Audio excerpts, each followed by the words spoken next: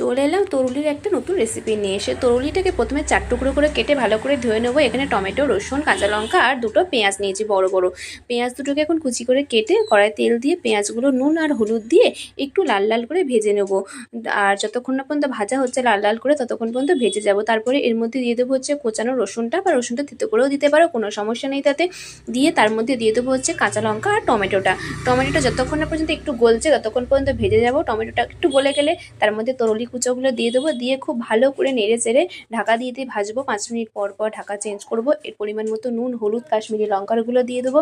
যারা ঝাল খাও তারা শুকনো লঙ্কার গুঁড়োও দিতে পারো। দিয়ে ঢাকা দিয়ে দিয়ে ভাজবো 10 থেকে 15 মিনিট পর্যন্ত। কারণ তরুলি থেকে একটা জল বেরোয়, তরুলি থেকে যে জলটা বেরোয় সেই জলটাতে তরুলিটা সিদ্ধ হয়ে যাবে অনেকটা পরিমাণে। তো বাকি যেটুকু সিদ্ধ হতে বাকি থাকবে ততটুকু পরিমাণে অল্প করে জল দেবো।